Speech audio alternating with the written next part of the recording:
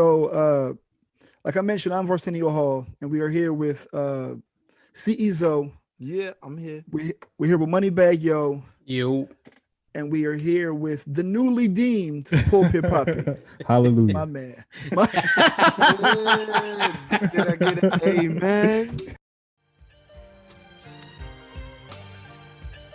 You're now tuned in. You're now tuned in. You are now tuned in You're now tuned in.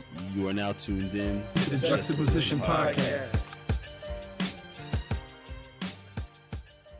Welcome to episode 21 of the Juxtaposition Podcast, aka the Extraordinary Nobodies, aka the Starting Five, aka the Five Heartbeats, aka Four Hubbies and the Possible. I am your host, Arsenio Hall. And we here with the guys. Before I introduce the guys, I do have a public service announcement to make. The Justice League has spoken. Cleveland, you are now. We got a result? We have results. We have results. You are now Pulpit Poppy. Oh, I lost. Pulpit That's Poppy. what that was the results that was on my page too. Right. Pulpit Poppy is it. I thought that was going to be the one. You have been knighted for Hugh Hefner just because of who he is. Like Zoe and I was talking on the phone, and he was like, "Nah, I'm gonna put Hugh Hefner first on mine because they let gonna him read it first. Psychologically, they try might. to Jedi mind trick him." But So- what they call them, Justice League. League, Yes. is a lot smarter than we think. Oh, they be knowing. They They be be knowing that knowing. I'm tricking. They know I'm trolling. They be knowing. So, like I mentioned, I'm Arsenio Hall, and we are here with CEO. Yeah, I'm here. We're here with Moneybag Yo, You. and we are here with the newly deemed Pulpit Poppy. Hallelujah. My man. Did I get an amen? Hey, that's funny. That's your little tagline, boy. That's going to be my tag. That's your, Hallelujah. Hallelujah, boy. He can lead you to the water. Remember the boy from the white rapper show? He used to say hallelujah, holla back. Oh Y'all my remember that? God, the white Nope. rapper show. You don't remember I that don't- white rapper show? the one with MC Search. MC Search. Yeah, it was what's his name? John Brown. He was like ghetto revival, hallelujah, holla back. Only That's Cleveland terrible. Browns I are- have Y'all watched no too idea much what of y'all that talking show. about. Oh, sorry, James. You remember it was Nobody like can play John the I have Brown, no idea what y'all You talking don't about. remember? Persia. Oh man, I remember. I that would show. imagine that John Brown is quite possibly the whitest white rapper name there could have man, been. That's like Where John where Smith. where did this come? Where does this come on It at? was on like It MTV was when VH1. everybody was it? I thought it was VH1. Yeah, it was one. There you of go, them. VH1. Yeah. What year was this? Are you It's Oh, probably dating like yourselves a little 06. bit? It's probably like 06. It had Oh, to I be ain't 06 really because had I remember TV at talking that to AZ time. about it, so it had to be like 06. Yeah. You was in college. Yeah, I I didn't have know. TV at that time. All right. Y'all Valid. have TV at TCNJ? Nah. TCNJ had VHS. Broke ass Fr- school. They was still Stick wheeling out the funds. VHS joints. Yeah, for the they ain't teacher would show give they something. ain't give TVs in your dorm room. Yeah, you either- bought one. Yeah, You bought do- one. Yeah. Well, we ain't all come from money, good brother. Excuse me, Mister. I mean- Hold up, time out. Whose name is You had- Moneybag Yo? Who You had, had a Palm TV on your Pilot? phone Exactly. in 06. He had the Bluetooth. No, everything. I like ain't had that. TVs was very expensive back then. No, James, no, no, that's, no. you had that's a- what Not Flash as For was expensive good, as just that for coming good out. TV. For good TV. You know, James For wasn't good- going to settle for the fat back. Nah, it was, He had a See, that's he your had a problem. car. He bougie. See, He had a Cleveland, car. What did we bring to school? I had The a fat back TV. Thank you. Thank you. yeah, I wasn't See? watching much TV anyway. He Who was was my watching TV TV in college? My TV We had was had like a fat back 19 looking for a inches. fat back. That's it. That was pre Netflix and chill. It was Redbox and chill.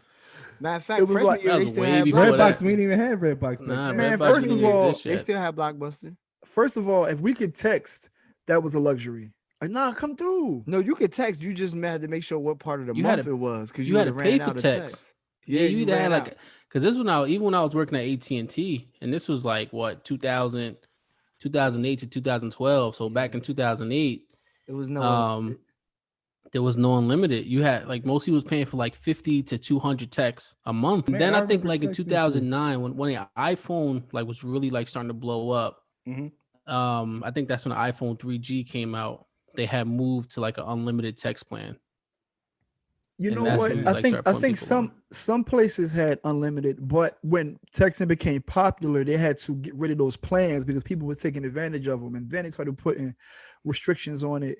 And yeah, because I had every phone company back then. Same number, but I had everybody. I had everybody.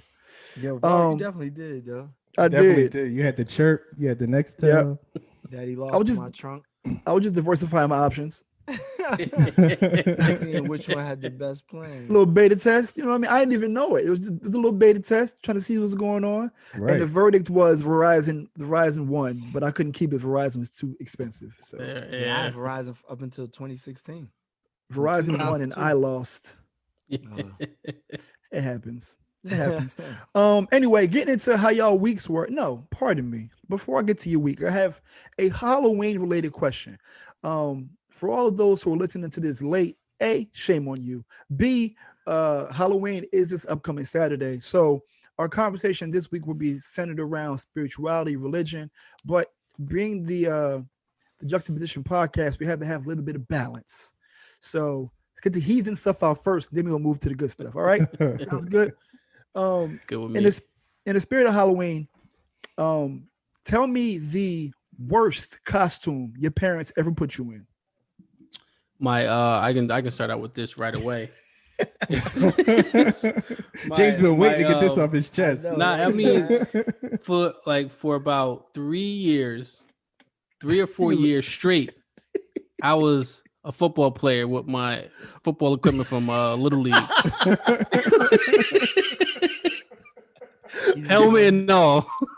Was you even dead? You weren't dead. You were just I alive. was just a football player. Yeah, I had my shoulder pads on, helmet, and a little black eye joint. For like 3 or 4 years straight, that was my Halloween costume, and my trick or treat bag was a pillowcase. Yo, but Okay. sidebar, Put more candy in the pillowcase though. Yeah, I'm about to say, because when you was really smart in your like middle school, like 6th grade, 7th grade, 8th grade, you started using pillowcase because you wanted to get as much as you could. Right. Them little right. pumpkins is for little kids. Them shits max out in like Yeah. 3 houses. Nah, the pumpkin was Yeah, stupid. Like Yeah, That's little for pillowcase. little You take them kids, joints baby. and throw them on Yep. your back. Your little Yeah. knapsack. Roll out. You look like you hitchhiking and shit. Yep. I want to trick or treat right now.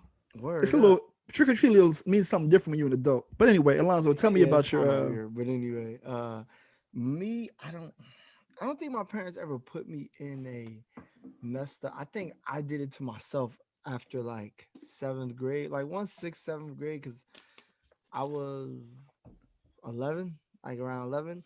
I just Okay. started doing my own thing. They didn't care. They was like, just be back by the time it's dark. They didn't even know what I was dressed as.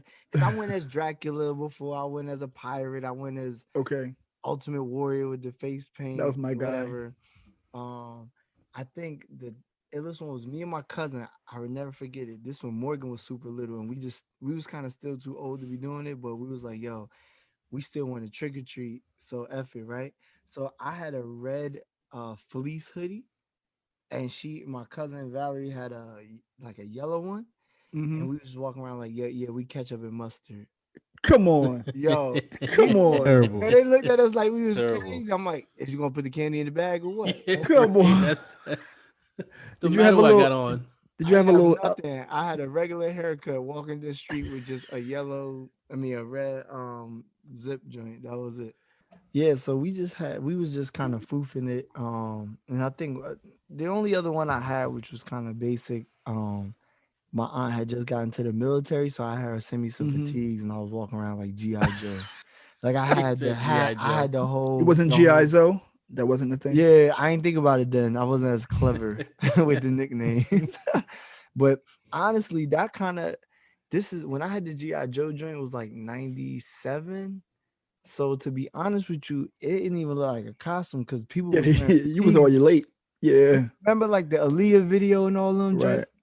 So I kind of just blended in with the rest of society. But See, I knew you loved Onyx. Onyx was wearing fatigues and everything too. oh yeah, that's So, like 92. You already know. before I ask you, Cleveland, did you celebrate Halloween? We did. When I was younger, I celebrated Halloween. Like we wore Okay. costumes and all of that. I never had a bad costume that I can remember. The only thing that was a little weird for me is one year I was Wolverine and the mask was white, and I just felt so awkward because my hands, you know what I'm saying? My hands is black, my neck is He black. went his white face. Right. Oh, you I'm was like, Wolverine was And- Peach. Yeah, yo, and remember, like, you could get the costumes like for cheap that had like the mask that had the like little band in the back. Oh Yeah. yeah, You know what I'm talking about? It was mad cheap, and I just remember that breaking. But like, I never had. That's my worst experience, I should say. But my costumes wasn't too bad. Yeah, Yo. I didn't have. I don't think none of us had the superhero with the clothespin like they be talking. Like I seen some people with that where they put a towel on their back like that's the cape. That's horrible. man. Yeah, I ain't So- never. So I had a few years. So poverty was a thing. It was real. We had this. Absolutely. We had. Well, let me say I got put in some bad costumes. So in elementary school, we had this thing called we had a like a Halloween parade. We were literally Yeah. parading around town. Everyone, yeah. Parading around town. Now this is the early onset anxiety, right? When you go to school the day of the on Halloween, and you don't have your costume packed because your parents didn't buy it for you yet. You want to Oh, talk yeah. about They gotta bring it to you. anxiety, bro? Oh, is they gonna make it in time? I don't like those games. Nope. You talking? Mm-mm. I had to learn how to tell time to let me know that my parents was late, At least they taught you something. bro. I'm like, the parade's at 2:00. Everybody getting dressed at 1:30. So by lunchtime, I'm stressed. Bar sitting there like, I'm stressed. I'm like, yo, son, like, and then when you a kid, you real passive aggressive. Just pacing. mad. Yeah, walking in Just- circles. You can't even walk nowhere. You actually learn it. You in class. So I'm like, I'm just pissed. I'm just like, and as a kid, the time seems a lot longer than it actually is. 10 minutes seem like an hour. So, Mhm. All of a sudden, I'm looking for the car. I don't see nothing. I'm pissed. So then my mom comes in at like 1:54. And it's like, it ain't even, it's like, it's in a ShopRite bag. And she hit me with the like, this is all I could find, right? And I was this particular year, I was a Star Trek dude, but I've always been long. So the outfit didn't fit.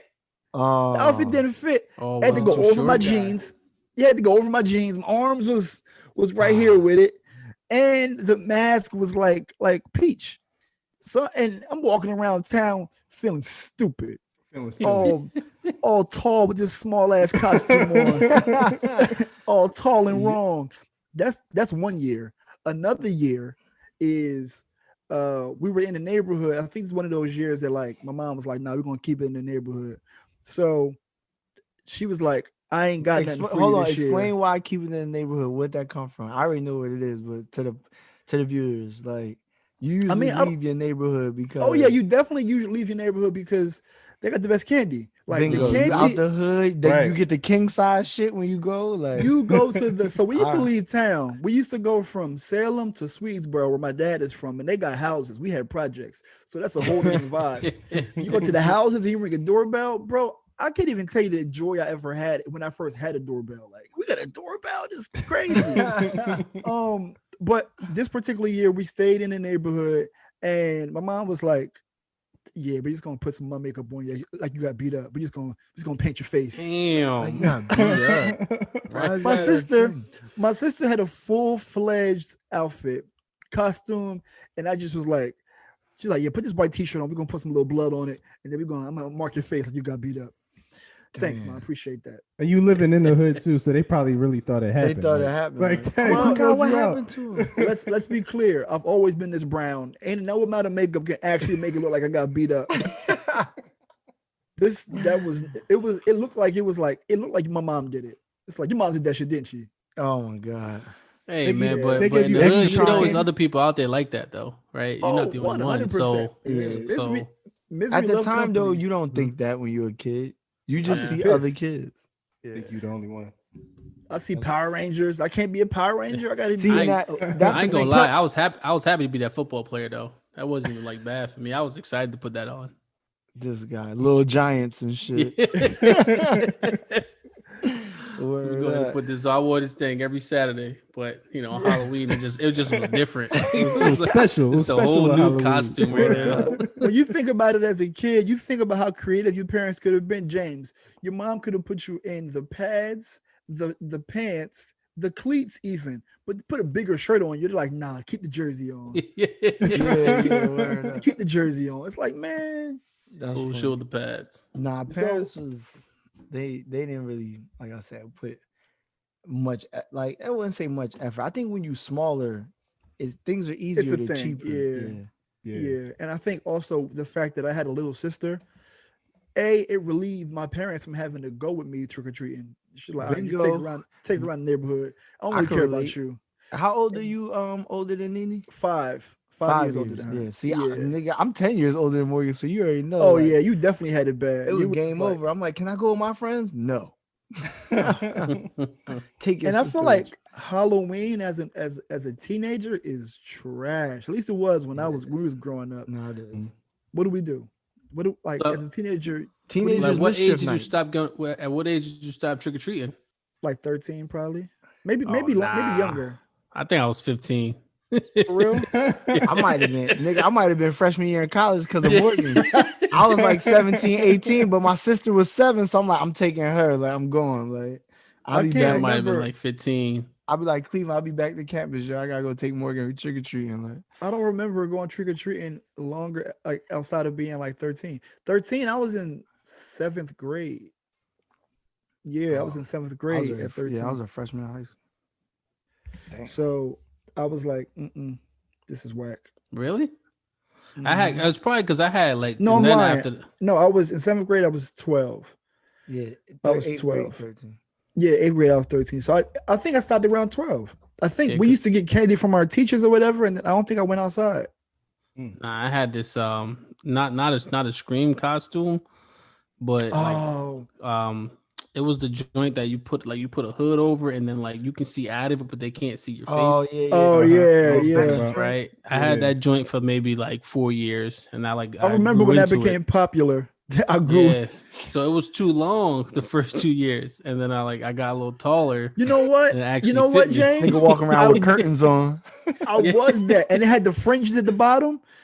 Yeah. little joint. Walmart. Yeah. I was that. That's true. I was him that. too. So it was, I it was was a little that. big, and then I grew into it. So I think up until like 15, I was wearing that thing. First of all, James said he put the hoodie on. It was a whole like gown.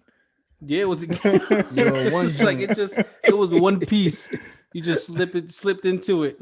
Terrible. Well, look at it like and then the this. hood was in the front. For you two, right? When you For the have poor people? children, no, not poor. Oh. I'm talking about y'all richer than me. What you talking about? Oh my God. So look, Stop it. when y'all have children, then you can look forward to having a whole family matching or whatever. Like, Oh no, it's going down. like so. What was we last year? We was the Incredibles. Okay. There's 4 of us. So Oh, it's that's like, dope. here go Ava. I'm Jack. I'm like, all right, cool. You act like that too. Crazy as hell. So we was the Incredibles. This year they doing like a cowgirl theme. So I guess I could be I could be Billy the Kid this year. And actually Okay. be like a cowboy, something or another. You getting your whole family joint. You DJ Zenvi? Yeah, pretty much. We get everything with sneakers, all that. So that's the good part about like. Yo, my It's son, expensive. my son gonna have Chelsea boots at 1. Brunch We ain't boots. doing brunch boots. We ain't doing the matching. We ain't doing the matching sneakers up front. Teach her to be a gentleman. I had that was the only thing I could do. I have girls, so it's like Right, it is different when you have girls. yeah, you though. just get kicks, and Just even put then, your- like bro, I throw might get the some tutu Air Max. on. Throw the tutu on and keep Nah, it I'm moving. good. Nah, I'm good with You that. get the pink Air Max 90s, and I get the red and black. Like that's how There that you goes. Well, moving on to how y'all weeks were. Thank y'all for indulging me in that Halloween conversation. It brought back bad memories. But Yo, we got to do a survey too for the yeah, Juxtaposition. what's your What worst, was your worst Halloween costume? facts? What's your worst Halloween Because costume? I know some of our listeners out there got some stories, and I'd love to hear or give me a full description, detail under the comments.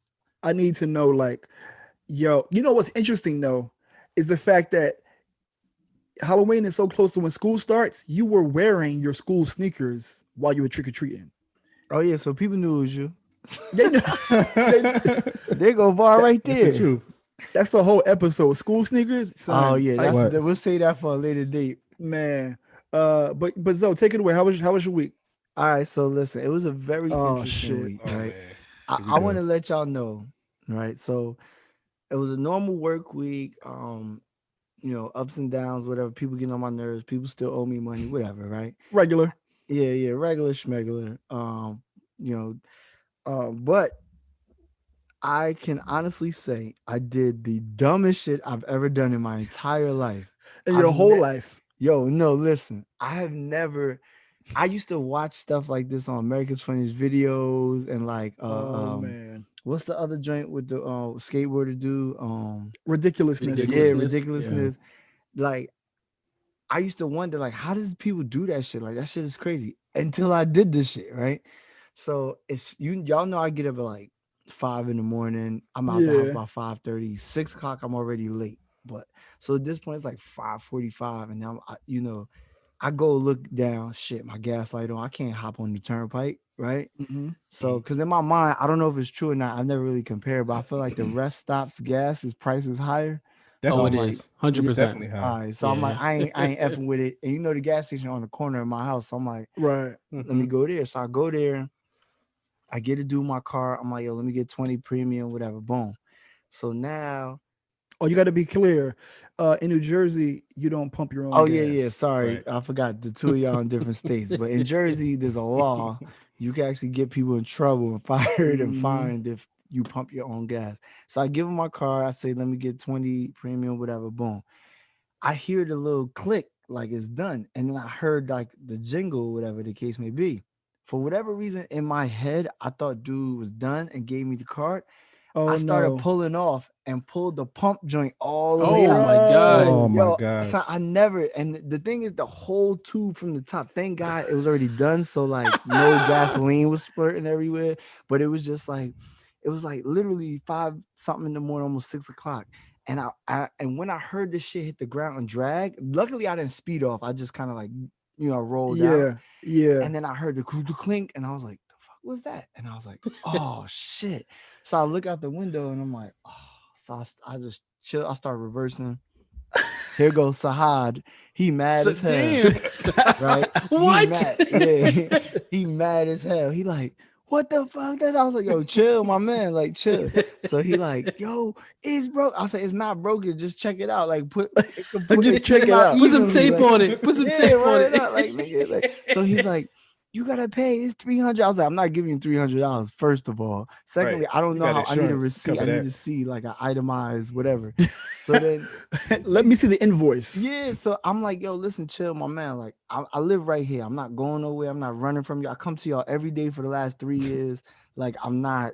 You don't got to worry about me dipping off. You He's- know me. You know me. Exactly. So he I'm your looked like he friend. about to take out his phone. I said, yo, don't take a picture of my license plate, bro. Don't do that. Don't do that. So I said, yo, he said, you gotta go inside. So I'm gonna go inside. But I said, yo, can you give my card back? so he get mad, like, no, I'll say, yo, give my fucking card back. So now at this point, I usually am humble when I do something wrong. Y'all know me, I'll be like, yo, fuck, I messed up. I know I messed up. But then when you gonna keep giving me attitude when I already said I'm sorry or my bad, now Now we you gotta have a doubling problem. down. Yeah, Now you so doubling down. So I said, yo, give me my card. So then he's like, still, y'all. I said, yo, relax. That's how I had to get loud. It's 5. And I said, yo, don't get slapped.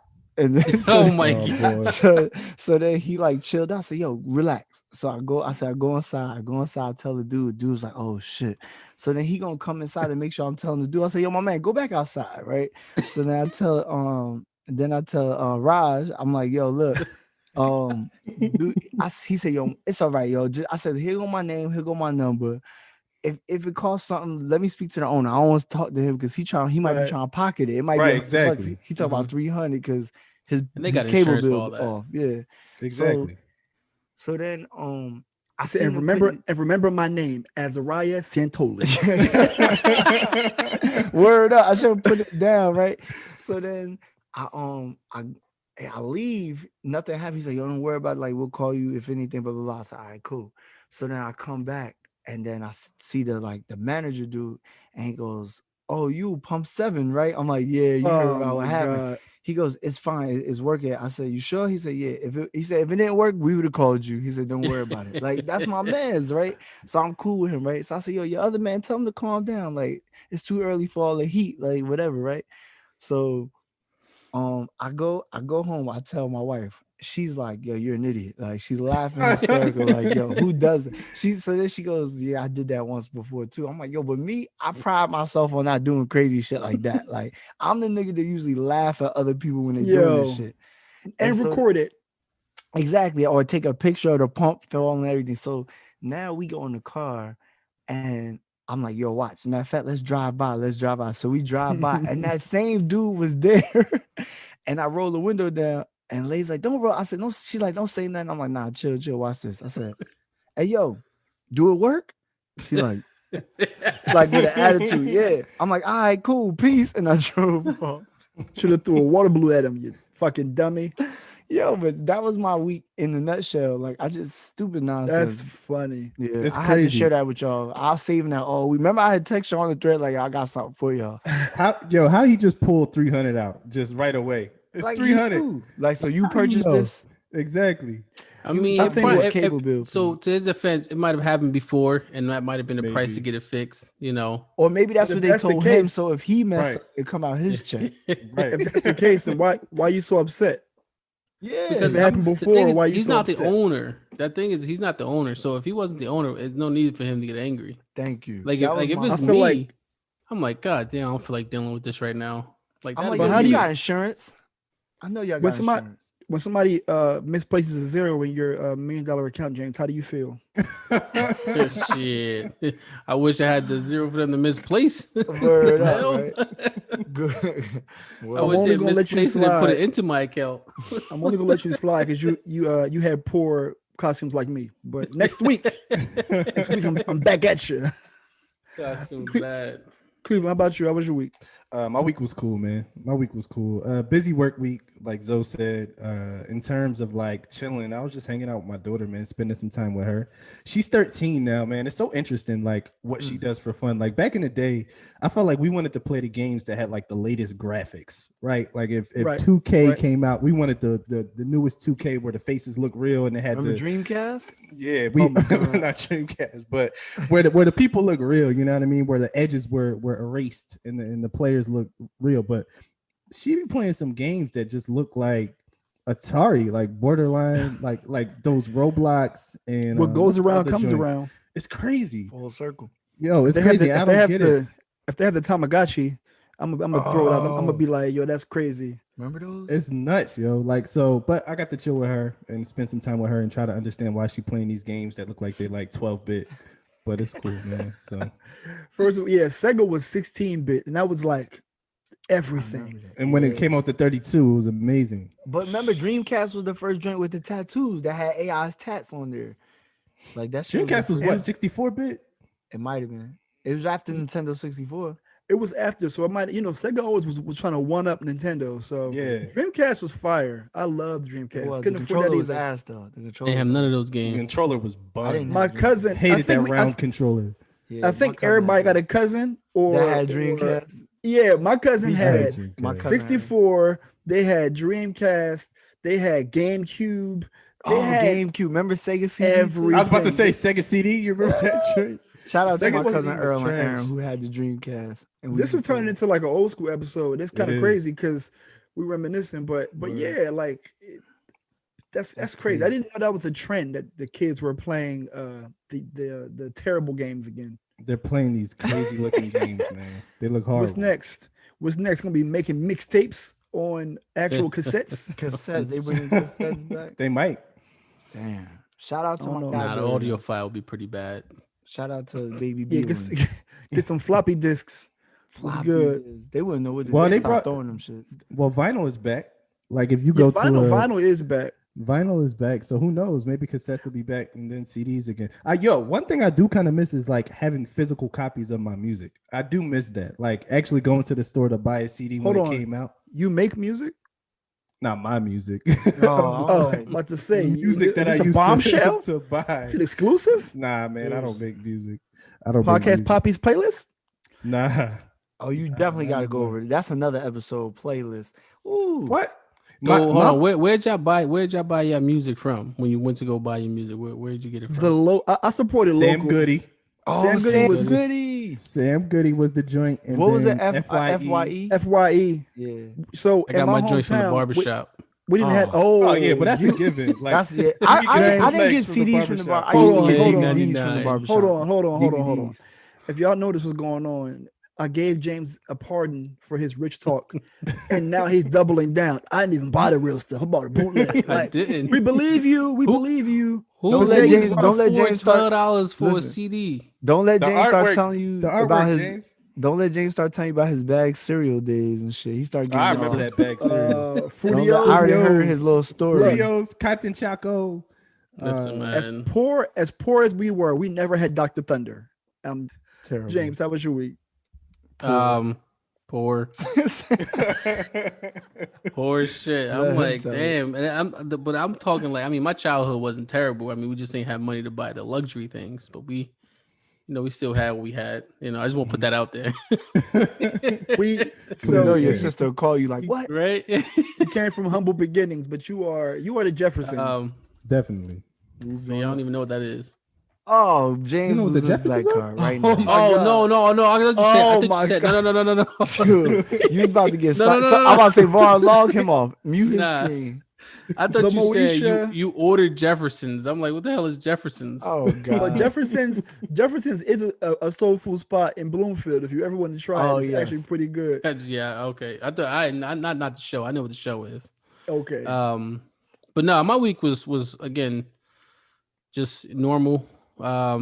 Working, being annoying, with different, I mean, it's same, but I think that's work for everybody because especially now, like the centers are reopening, so you got more and more people coming in, Okay. dealing with more things, and then you still have people who are working from home, so like they're allowed to work from home, and then we're in the centers and stuff like that, so that's a little annoying, but overall, People, I didn't have how anything. dare people come outside? How dare you? What the hell wrong with y'all? And then event, but I'm excited for Halloween though this year because I'm actually gonna pick up my niece and I'm gonna take her for the weekend and do Baby some stuff for Jazz? Halloween. Yeah, Nice. That's what's You gonna up. put her on the gold-plated slide? I'm gonna just show her a good time. Okay. Make sure she knows there's a little bit more out there. Yeah. That's what's up. I love going to my rich uncle's house. It was the best. I did too. I feel my rich uncles, they weren't rich, but I feel like they just Yo, son. were rich out in Philly. Bro, I had a convo with my cousin the other day, and his I don't know if it's his stepdad, but let's just say, for lack of better terms, his stepdad. They bought a house like 15 minutes from where they used to live. The house is huge. It's different when, like, I had a project carpet. Their carpet was nice. Project Like, carpet, is that- that like that the supple the one carpet. we had in the Sherm? Is that Yeah. Shit, you yeah. can't It just- vacuum. Yeah, Yes, that's You the gotta Sherm. sweep that shit. You gotta sweep it. it's just nappy. That shit will break the vacuum, yo. I know exactly what you're talking about. The carpet looked like KD hair. Yeah, it was AstroTurf. right, and they had the carpet where you can like take a nap on. And I was like, first of all, The carpet you can take a nap on. they had stairs, the type of stairs that you go on top of, and you in the same house. I'm like, oh, they got a different floor and bomb carpet. Yeah. I ain't leaving. So, yeah. So that was I guess my step uncle at that point, and I thought like they had bread. Yo, Var was like, you got stairs? Yeah, you my step uncle now. Word up. We yo. family. Welcome to the family. We Welcome to the family. family. Uncle. And I talked to my cousin like the other day. Him and my aunt broke up a long time ago. I don't know what that nigga at now, but Oh, Damn. I don't know. you gotta Google search him. Look him up. I should. They had moved to Texas and had a house built from the ground up. Damn. Yeah. For $20. Word up. Texas. Man, prices. listen. Texas, god damn it. Yeah, it was crazy. My week was cool.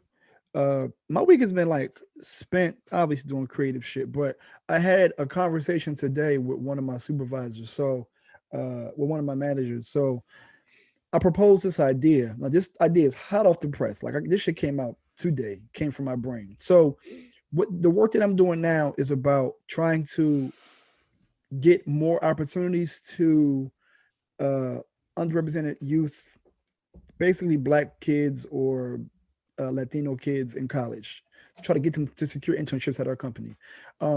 So with Zoom being the thing, everybody zoomed out. Everybody didn't had every panel, they didn't had every webinar. How much more can we disseminate information to these people? So I was like, yo, I should host a podcast for my company. That would be dope. And the emphasis would be 30 minutes, and I would just interview recruiters about how to secure an internship at our company. And my manager was like, do it. I'm like, bet. So in order to persuade her manager, I'm gonna just do it and then just record it, send it, and just like, all right, you like this? And just do it once a month and just figure out like what's the best way to provide value to students who aren't looking for us. We're looking for them. How can we just have information out there where they can just passively, like come across a half hour of content, whereas you don't have to show up for this webinar and like be on time. If you got class, you can listen to it, do whatever you want. So that's something I'm working on right now. Just kind of stay creative and like add value and secure the bag, honestly. I was say stay around. Yeah, but we are a whole separate company. So it's like when they feed into it though. They do. When they do something fire, we don't really feel the residual impacts. It's like cool. But like everybody working from home for the rest of forever. We haven't announced that yet. They're like, actually, they are encouraging us to like, we can work more than 50% from home when we open up without your manager's approval. So I can be at home for 2.5 days. So I can only have to be in the office for 2 days in order to like, without approval, whenever we open up, which is a long way away, at least July at this point. So I understand like the point of like with people actually needing to go back to work. If you're doing your job from home now without any problems and are successful at it, you ain't why do I need to be in the office? I think the toughest part with working from home is the onboarding of new employees. Yeah, like it not is. having It's that tough. face-to-face interaction and trying to teach them what the job is when they're at home. That's tough. Listen, I just so I agree, and to a point, I just did this internship over the summer, right? And while I worked for the company, what I did was completely different. So there was this whole onboarding training, but I mean, we learned, we got it. It's possible. I just don't understand why you need to be in the office now. I mean, honestly, in Silicon Valley, the perks are great. So people get free lunch and dinner if you want, and breakfast. Like there's benefits to being in the office. You get a chance to like really build rapport with your team, all that stuff that like you can't have those after meeting conversations, or you can't bump into somebody in the hallway. So I understand the propensity to keep it open and give you they're not making us. If you're not comfortable, you don't have to go back in, but I get it. Whenever we do open up, probably like I said, like in July, I'll probably go in for 2 times a week. How about I think like Monday, Monday? want some free lunch. Nah, it ain't about the lunch. I gotta get these outfits off. Oh, true. I'm getting these outfits off. Word. No, I done made everything. Everything you're gonna see me with, I'm gonna be making. You like this? Yeah, no. You like this too? Get these outfits off. You kidding me? Oh yeah, you can wear whatever you want. I can. That's also a thing. I can wear hoodies and sweats if I want. You can wear hats. I wear a suit and tie. Yes, backwards if I wanted to. Even backwards. Even. That's that California shit. I told you to come to Death Row, but y'all want to play around. Come fucking around. Niggas in New York be like, can we talk to you real quick? Get your HR manual. Actually, I did, Susan. And when I was coming out there, they said you can wear what you want, but it was like, within reason. Yeah, there was like people really do show up in like sweatpants or shorts and stuff like that. There's you can, but we wouldn't recommend it. I think you can be too comfortable sometimes, depending on what you wear to work. Like you gotta set apart what you wear at home from what you wear to work. You shouldn't come to work and like looking like you rolled out of bed with like pajama pants on. a bonnet, whatever. Like you got to have some kind of decorum. Yo, Yeah. with this whole suit stuff, I was looking because again, and this is not what I'm doing, but I was looking at like different sites and stuff like that Mhm. about investment bankers and how they are expected to dress. Like there's this whole blog about what specific suit and brand, what Yep. type of shoes, where Wow. you get your specific shirts from, the type of ties you should wear. And I mean, they're talking about you need to buy $5,000 suit, like $1,000, don't. at least $1,000 suits. That's Like those are the type of suits you should be wearing when you show up to work. No. Listen, my grandma used to say you don't have to have $1 million to look like it. You just gotta be clean and cut. My dad ain't That's had a that. fact. On that note, this segment is sponsored by Fauntleroy brand. Find Fauntleroy brand at fauntleroy.store. Fauntleroy. FAUNTLEROY. But yeah, I think that was the highlight of my week, which was the whole podcast joint. This weekend was chill. I just relaxed. I didn't do a whole lot. I did find out they're opening a Top Golf not far from me. Hello. The nearest one right now is near Sacramento, where James is about to move. And yeah.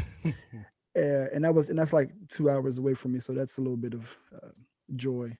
But also, before we continue this week, I did want to acknowledge something that Juxtaposition League, if you've been listening to us for some time, you've heard Cleveland describe the concept of hell points. So Cleveland, can you give us a refresher on what hell points are for the first time listeners? Man, what I classify as hell points is anytime you do something that's maybe a bit sacrilegious or just flat out wrong, I say it's hell points. So Right. If your grandmother calls you and you don't call your grandma back, like you're going straight to, it's not even points at that point. Literally, you're going straight to hell. Or if a Kirk Franklin song go off, Alonzo, and you say, "Oh, that's my know what I mean? Expletive." That's hell points, yo. You can't say that about a Jesus. I don't think that's hell points. It is. Byron Cage slap, nigga. I think that's looking at the window of hell, but I don't think I got the points. Nah, So still bigging up the gospel. Right. Now we checking how we congratulate each other, brother. This is my shit. Stomp is fire. Stomp was fire though. Stomp when that came out, had salt on that joint. Every gospel choir in America was doing Stomp. I was when I was a little kid. Stomp, but anyway, and Do You Want a Revolution? Those two were like, yeah. That was his radio bangers.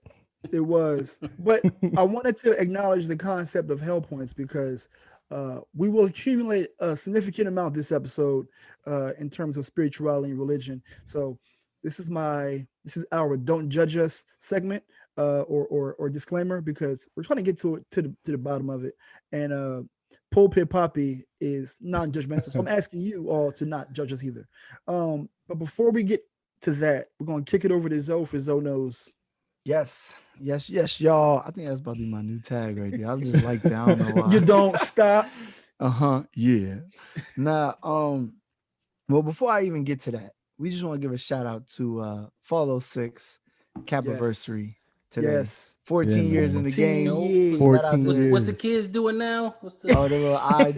Shout out to KB, James, Woodrow, and Kevin. Follow 6, 1, 2, and 3. So Woody, shout out to the bros. Woody representing the peace section, boy. There is no peace section. Friendship courts. Friendship. Y'all don't have Primrose say. Gate, boy. Primrose Gate. Shout 14 out to y'all years in this game. 14 years in the game, boy. It's crazy. Definitely old heads. It's You wild. got the acceptance speech, James? You had the acceptance speech? Nah, no acceptance speech, man. Just 14 years strong. Okay. Yeah, Yeah, man. right there, baby. All right, but go ahead, Zoe. All right, so yeah, shout out to them. Next, we have another set of champions in the city of Los Angeles. It's The that Los time. Angeles Dodgers won the World Series last night, but not without a little controversy. I can't remember the guy's name. One of the players actually got pulled in the middle of the game. I want to say the 5th inning, and because his test results for COVID came back positive. So he was already playing. Boom, they take him out. And then afterwards, what happens? They win the World Series, and he goes He's back everywhere. out to go celebrate, and he has his mask on for the trophy thing that he's holding, which I wouldn't even want you touching nothing. Right. But then when they do the team picture, he take the mask off and sit and like chilling with everybody. So it's very, very, very, very strange stuff going on with this He was COVID. like, listen, for this picture, y'all for history, y'all gotta know I was in this picture. You That's gotta know I was right, part of this exactly. team. But Yeah, listen, he was wasn't out playing. there for 5 to 6 innings already. He was Yeah, already it was there. too late. It was Listen, too he already late. gave spreading the COVID to whoever virus. gave it. I mean, at Right. that point, it don't even make a difference. Exactly. Yeah, yeah. That was How you gonna wait? And how you gonna do tests on players and don't get results back before the they wanna game. play? That's crazy. Oh, his name How is dumb is Justin that? Turner. Right? Justin Turner. Yeah. Yeah, I was drawing a blank. But yeah, Justin Turner. So I mean, shout out to LA, but that was a bit much. I mean, I guess at that moment they don't care, them players don't care, but I don't know how you can't care, but you know, a lot of athletes think they're invincible anyway. So So I have to have this take. I'm not on Twitter, and I felt like this was low hanging fruit when the Dodgers won. I went to the back. I went to the kitchen, and I came back to the TV. I'm like, look at Magic again. No getting that protection. paper. No, Magic Johnson. he ain't had no mask on. He stay out here with no protection. What's wrong with him? Oh my god. Oh there you Lord go. Jesus! Because he got he got all the meds, yo. If he could beat that, you know he ain't. Come on. I'll take my hell point. Nah, You he can't think get if corona. Magic I was made about it, to say that's He got a weak immune one system. right there. VAR just collected hell points, y'all. Cha-ching, cha-ching. That's 200 for Fauntleroy brand. You know Irvin out here. I don't know why he had no mask on. He has a compromised immune system, don't he? No, he don't. Yeah, He does not no more. Beast. He's healed. Yep. he's not healed. He got That's the what he cure, said. baby. He never said he was healed. He He not said going to, God because then healed him everybody from gonna be HIV. asking for the cure. He got the Oh, he got the blood. Dr. Sebi said he was healing people who had HIV. He was. I believe him. Yeah. So there you go. Uh, Boom. Pow. Next, we're gonna bring it down a little bit. I like to have a little balance, so we're gonna go do a little ebb and flow. Unfortunate episode in Philly, shooting. Walter Wallace was gunned down in broad daylight. I guess 14 shots or whatever. They said it was something wrong with him. He was a little mentally ill. The mother called the police, which, by the way, black folks, please stop calling the police on your family if you think something wrong. That is not the answer. Clearly, they're not trained to handle things properly, or don't want to. I don't know. I'm not saying that for a fact, but based off of what's happening, it can be assumed that that is not part of their training. They're not therapists. They're not calling out or sending out the suicide squad to make sure you don't do anything crazy. So please stop doing that. We have to get another number. We need another resolution of some sort to call. But it was weird. The videos all over the place. I saw it clear on Mark Lamont Hill. Shout out to Frat. I did not. I watched it by accident. I didn't know what was I didn't hear about the Yo, story until I saw once it. And I'm you like, what see the hell? once you see these sideways like shots of like once you see a sideways like video, I automatically like, nah, I can't. Thumbs up, right? Yeah, son. It's like it's gonna be some unfortunate. Yeah, it was Yeah, it was man. crazy. So Rest in peace to him. Yeah, that was tough Absolutely. to watch. And prayers out to his family. Yeah, it was tough. Facts. The mother, I felt like she called the police for help, and I've had a lot of discussions, y'all know, on the Facebook, and people were like, I don't understand it. Like, people just want a justification for one black life. So they're like, oh, this Yes. is the one. He had a knife. Like, come to find out, it's like a butter knife. Like, bro. And then it just doesn't make any sense. So that's on the news. I don't even want to go in too deep into that, because it's almost like we're getting numb to it, to the nonsense. Now to lift us up a little bit, that Borat movie came out on Friday. I didn't watch though. I fell asleep. It was pretty funny though. I saw the first one was, a classic. It's nuts. I have not seen that first one. You still ain't see the first Borat? Nah. Oh my God! Please. It don't watch. seem like it's my type of humor. I don't know. Nah, it's different, bro. It's not your humor. It's not our humor in the sense of like It's silly. Martin, but it's it's so silly. silly and so off random. Like, if you ever watch like The Office or something where it's like a different type, and you'll get a laugh because it's so crazy that you gotta laugh. It's one of those like, oh nah, he wilded out. It's one of those. I gotta like, check he it out. wild out. I'll type. give it a chance. Yeah. So that's the first one. The second one was okay, but there's not without controversy. So now Your boy. there's beef between Borat and Donald Trump. And part of it was because he had an actress who plays his daughter in the movie. She's playing a 15-year-old in the movie, but in real life she's like 21 or 22, something like that. And he did an interview with Rudy Giuliani, and there's a part in the scene where he, I guess, He's reaching leaves for the his room. pistol. Yeah, no, Rudy Giuliani. In layman's terms, yeah, he's like reaching for something that he didn't see. They say he's fixing his pants or doing something, but like they say he was like leaning back, looking like the receiving end of whatever. Trying But to cock his hammer. yeah, so it's controversial because the girl in his eyes is 15. He don't know that it's an actress, and he don't know that the girl's not 15. In his world, he was only, remember, it's pranks and stuff. These people don't know. So he told them that's my daughter that's 15, and so it just kind of exposed the creep that the former mayor of New York is. And so yuck. The movie and Donald itself Trump's is president, funny. right? I mean, Donald Trump, lawyer. Yeah, that's so at least 'cause one of them. yeah, so it's a lot of weird stuff going on, but I thought that was pretty funny because like, boy, 2020 is really exposing some people out here and they showing their true colors through and through. So Definitely.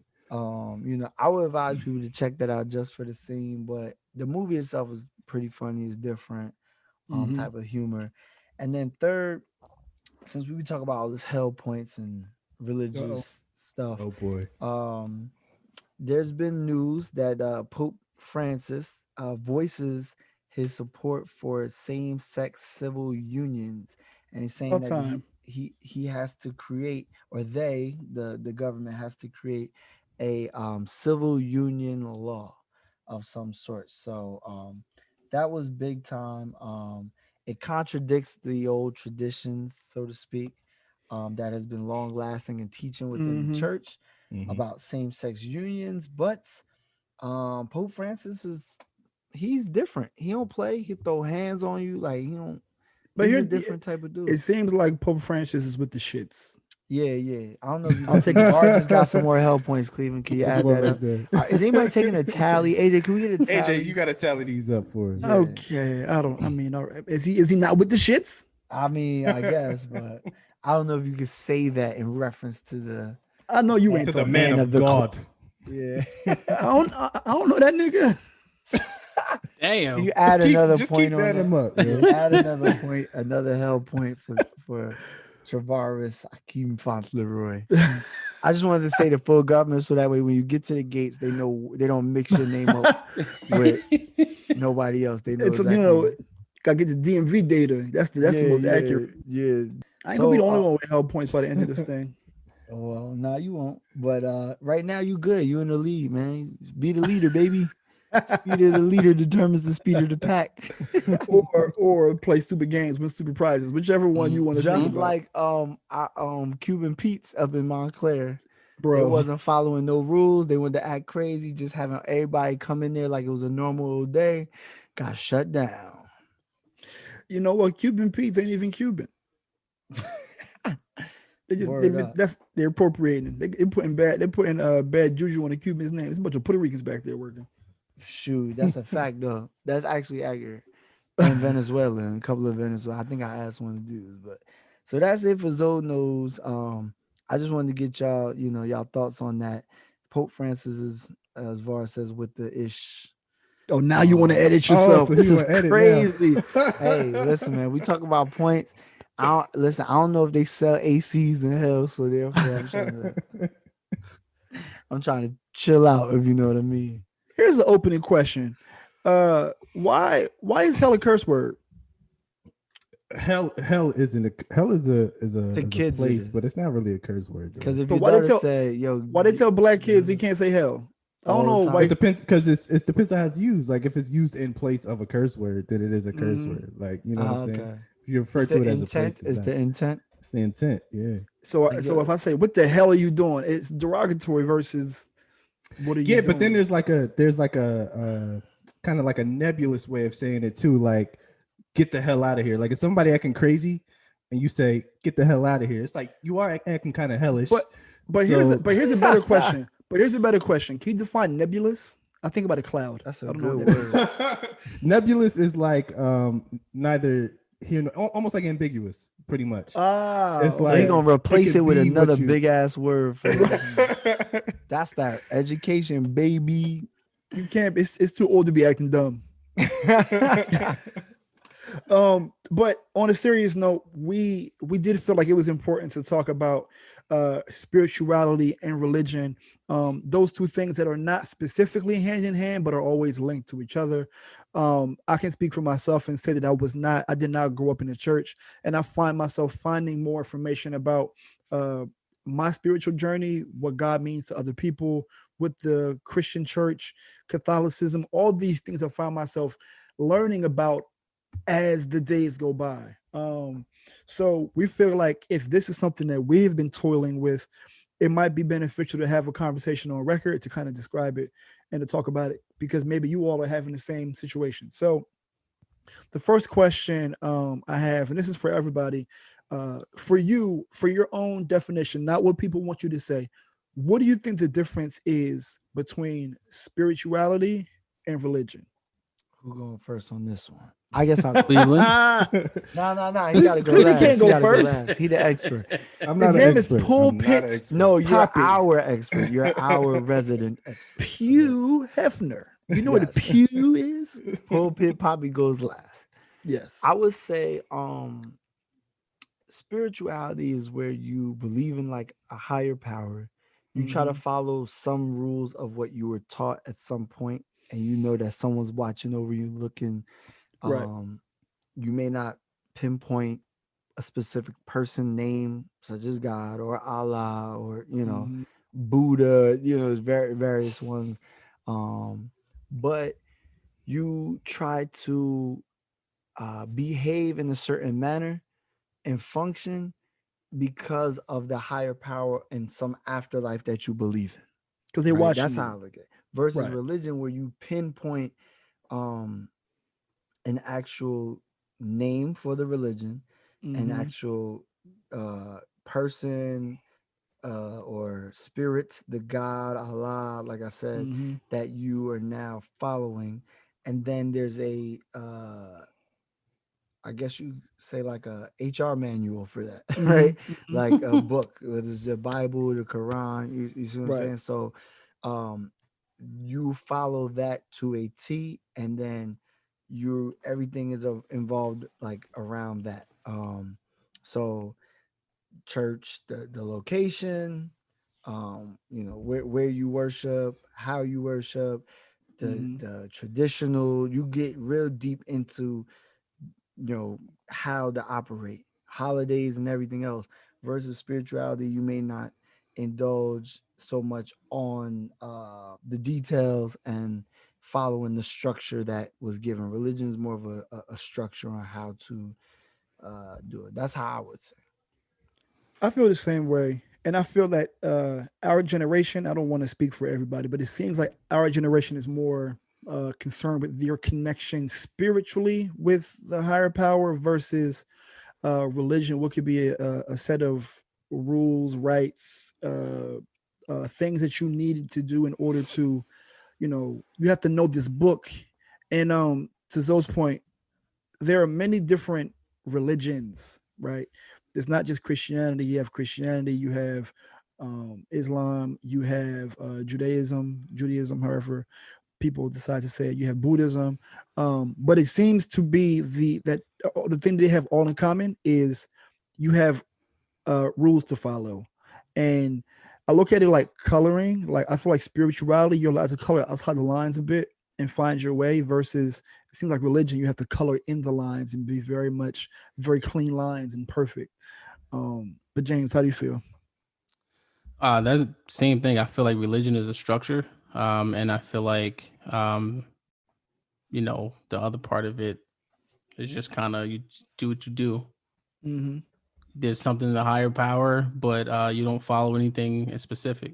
So you may not necessarily even follow a specific religion itself. So you may not necessarily be Christian or Catholic or Muslim, right? But you're just spiritual. You just believe that there's something, that's greater than you, but you're just not really sure what that is. I feel like spirituality does have a bit of what's the word? It has a bit of intuition involved, right? The intuition, I would say that the spiritual people that I communicate with or I talk to, the people who consider themselves to be spiritual versus religious, they are more led by being good people versus doing what a good book says. But Cleveland, give me your opinion on this. I agree with most of what everyone was saying. One thing I want to throw out there though is that you put your education voice on. So go ahead. No, just one thing I want to throw out is that like growing up in church or not growing up in church, even if you grew up in church, it doesn't mean that you are well versed on spiritual things or religious things. Like, because a lot of people go to church for different reasons. Maybe because their mom made them go. Maybe because they played the drums in church. Maybe just because they serve good chicken sandwiches after church and they just wanted to go there and hang out. Like, so just being in church doesn't make you a spiritual person. But to answer that question specifically, just ask the pastor's daughters. My bad. Hell points. I raised my hell hand. Points. There's the hell points right there. Hell points on the hell point.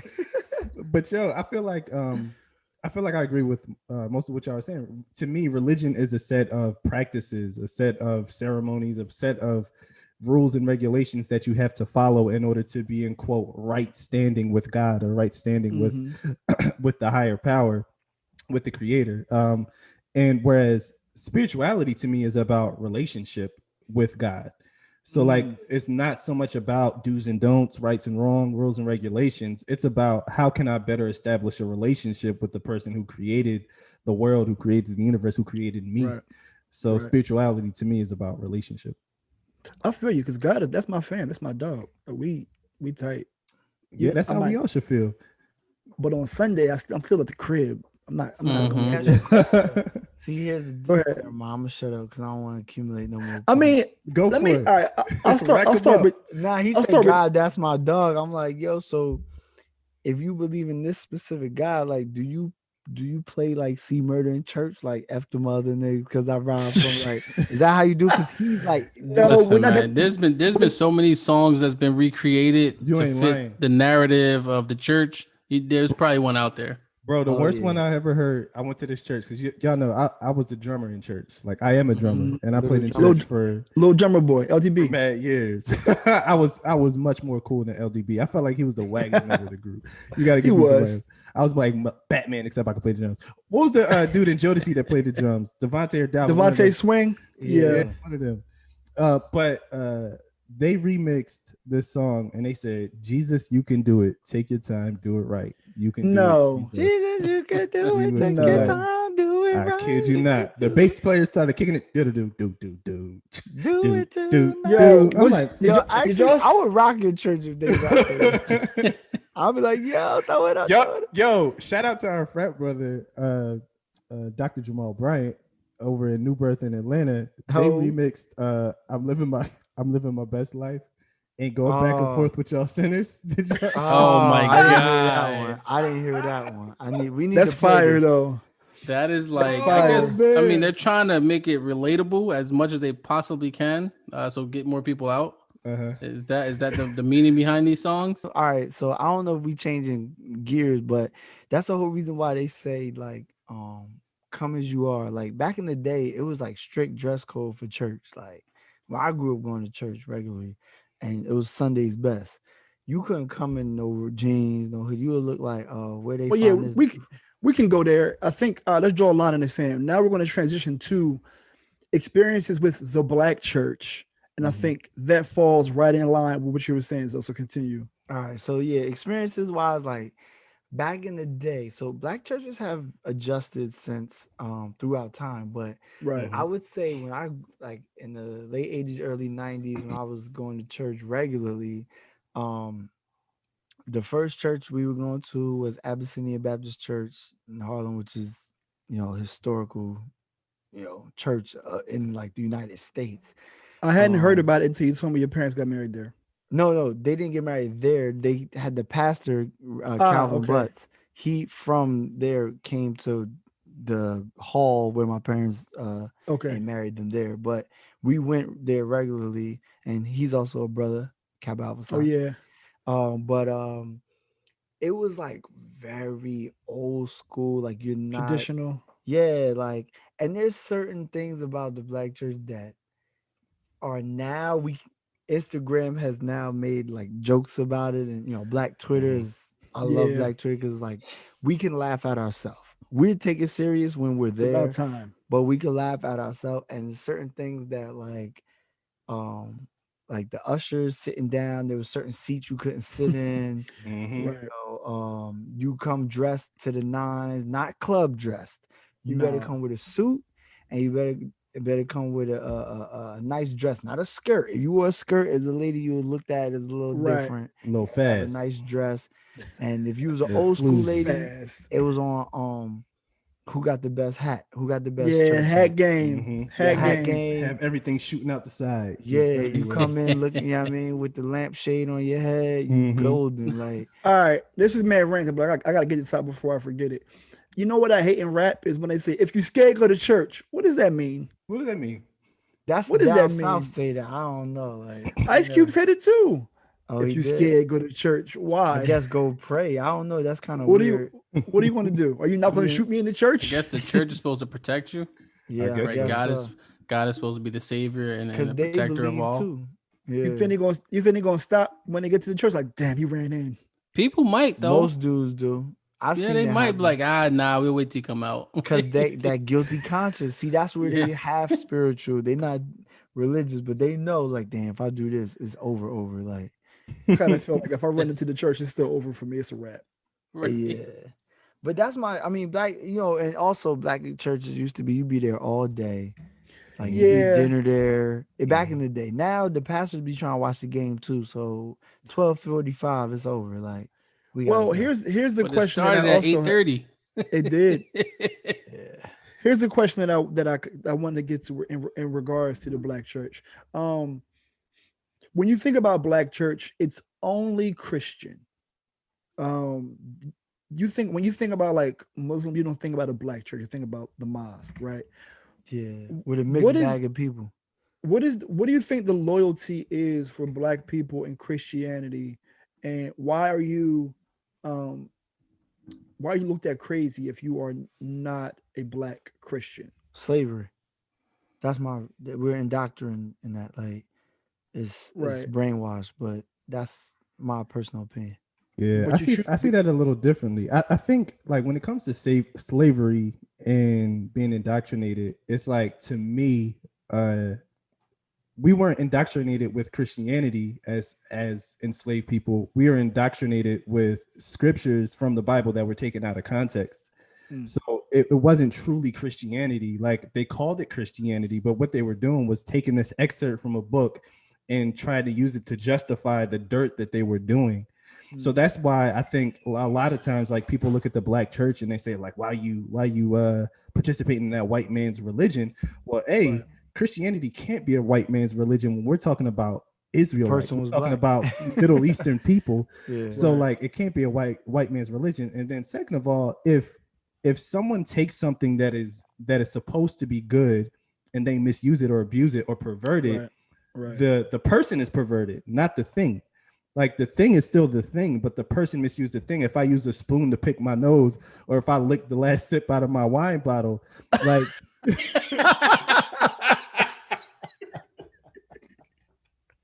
I don't know where he got that from. That was random. Wow. Whew. Welcome to that. That's the hell point. You was in your Oh, scripture bag. man. Hey, word up, I yo. had to use You know what? That God don't like ugly for saying. Yo, I've been thinking about that and I've been Thou laughing in my shalt not make mind. fun of a line brother. You didn't Hey, read that you one? wasn't being wasteful. Look, Jesus turned water to wine. You wasn't trying to I waste was saving the wine, baby. You saved the good wine. But now, like, if I use a spoon to pick my nose, the spoon is bad at that point. But y'all know what I mean. Like, it's not the Yeah. spoon's fault. It's the person's fault that misused it. You know what I mean? So I just see that a little differently. Can we also, Cleveland, I think you're onto something. There are many different versions of the Bible, yes? Yeah. Now, I've heard that there now. When I say I heard, I don't know the Bible like that. So what's the versions? Is the LeBron James version? Is definitely it's definitely LeBron James. King James, right? Yeah. I thought but there was can only two versions of the Bible, the old and the new. Am I That's the, bugging? that's the the- testaments. yeah, the that's parts the of the split. books of the Bible. Well, no, the testaments of the Bible. Yeah. So it's a book. Nah, it's James like talking about the commandments. Yeah. It's I know it's 10. It's I like know it's 10 Howard. something. He said the commandments. Cleveland, my can God. you briefly go over, because I'm getting to a place of people begin to dive into the Bible at different places from different people, and they have different experiences with the Bible. Can you just give me an overview of, like, from your not as an expert, but just from somebody who is experience familiar with the Bible? Let's go over the different versions of the Bible. True. All right, so the Bible is separated into two testaments. The Old Testament, which is considered, a lot of people consider to be the law, which is a very religious set of rules, procedures, ceremonies, things of that nature. And then the New Testament, which a lot of people equate to being more spiritual or being grace-based, essentially looking at Jesus Christ walking the earth and what he did for people and for us to have an established relationship with God. So the Old Testament is originally written in a bit of Aramaic and in Hebrew. And the New Testament was originally written in Greek. So a lot of the translations that come out are based upon translating from the Aramaic and the Hebrew and from the Greek into whatever language it was that people were speaking at the time. And the importance of understanding that is, as you study the Bible, like, I think it's important to understand, like, not only what's written in whatever language you're reading it, but also what the original language was, so that you can understand both the context and the words that they're saying. So like in the Greek, for instance, they have mad words for one word. Like, they have a one-to-many concept. So the word love is like multiple different words. There's eros love, there's phileo love, there's agape love. So you got to understand which love they're referring to in order to get the whole picture. Love. Nah, you like the eros love. The eros, that's the erotic love. The sexual I was love. just going because it sounds like something. Like, yeah, it sounds like Even phileo is I just brotherly. got 2 new hell points. Now I don't even feel comfortable saying it, because phileo is No. actually like brotherly love, like the love that we have for one another. Pause. Pause. That's where Sidebar. Philly gets his name from. Like, Okay, sidebar. once I real figured out what agape meant, love, I was like, okay, I see why there's so many churches with agape. too. Yeah. One in a row. That's Yo, And barbershops. That's like the purest. word. That's like the purest version of or the type of love that they say comes closest to God's love for us is agape love, is what they say. So it's just important to understand the root words that you're looking at. So when I study the Bible now, like, I try to look up what's happening contextually in the Bible, what's happening historically at that time, and I want to understand why the words that are being used in that context. And that helps you to build a better understanding of what's actually going on and what's actually being said.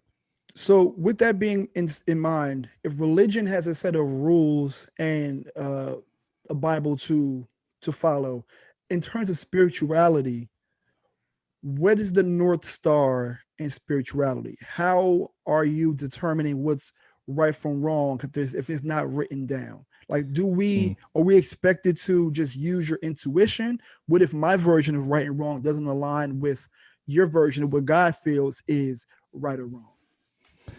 It's a good question. So I have to be honest. I do believe in exclusivity, if you will. So I believe that Jesus Christ is the way to God. I believe that Jesus Christ died for our sins. I believe that is the way.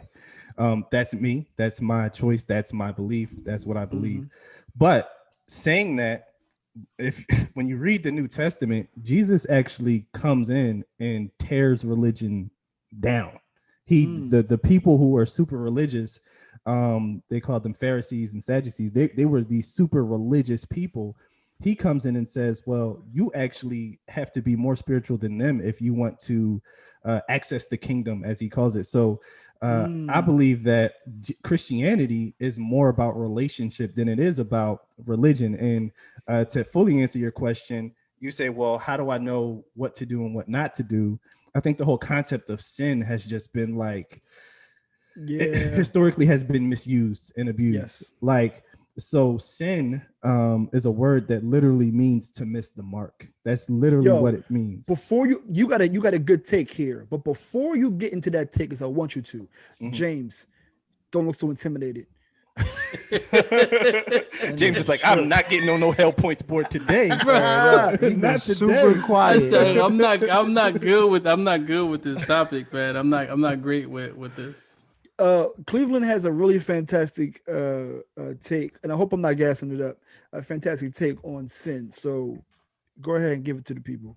So here's what I think about sin. The word literally means to miss the mark. So when the Bible says that all have sinned and come short of his glory, it's saying that all have missed the mark and come short of his glory. So what is missing the mark? Anything that prevents you from being who God has ordained you to be, really before you even got here, in fact is sinful. It's causing you to miss the mark. So for example, we think of like sins as like big sin, little sin, or whatever, but sin is just in one bucket. It's just sin. So whether I'm punching somebody in the face, or if God says, you know what, when you wake up in the morning, call VAR to make sure he's straight, make sure he's doing all right, and I'm like, nah, I ain't doing that. That's sin. I literally missed the mark. I was supposed to do something. God told me to do something, and I did not do it. And the way that a lot of churches will put it, there's sins of commission, meaning I actually did something, and there's sins of omission, meaning I didn't do something that I was supposed to do. So Jesus is the best preacher ever. First of all, for those who think they're the best preacher ever, Jesus is really the best preacher ever, because he broke things down so that people can understand and digest what he was saying. So when he came along, he was saying like, listen, like sin begins before you even see it. Like, so like they were saying like, oh, you shouldn't do this, like you shouldn't let's say have sex before marriage. But he said, well, listen, if you lusting about a woman but you're not having sex with them in your heart, you've sinned. It was written. It was written. So Check did that. So I was like, I did it in my heart and I did it in real life. So what's that mean? Double sin? I had a whole child at the wedding. Well, I think for somebody like Alonzo, if you are already thinking about it, it may be a sin for you not to just act on your impulses, sir. So go ahead and live your life.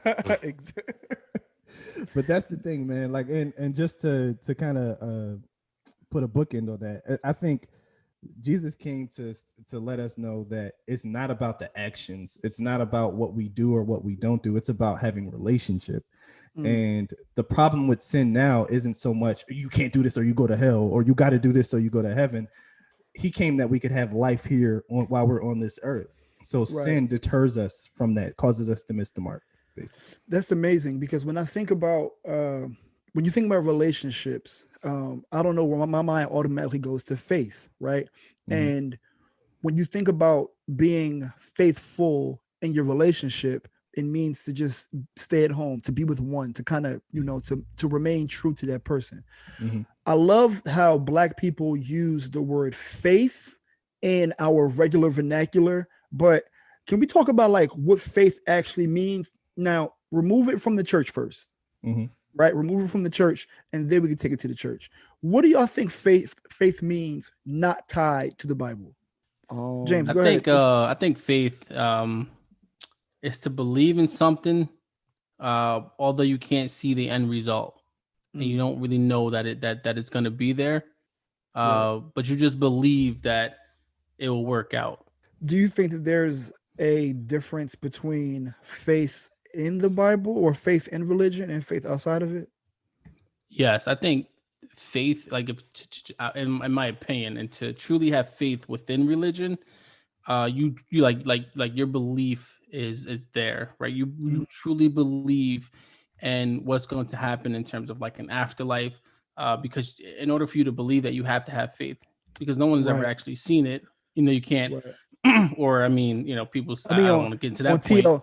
On TLC, they have exactly, these people that went to the afterlife and came back and was like, "Yo, it's lit. It's this light." So I'm not talking about that, but there's no real way to actually see it. And if you truly believe in that and you follow that, like you really have faith outside of religion.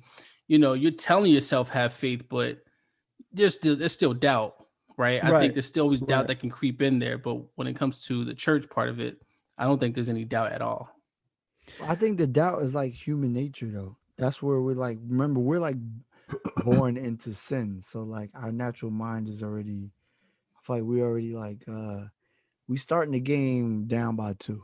So like Yeah, but I think those in the church though, who really believe, I don't think there's any doubt in their mind. You know what? Okay, I was going to take it to another place, but I think, James, you kind of got us to a great place. When it comes to faith, right? Faith-based information, faith-based people. Do you think that the Bible is figurative or literal? I think when people are, my experience, when they're faith-based people, it seems like some people who go the hardest are acting as if the Bible was literal. Everything in this thing happened.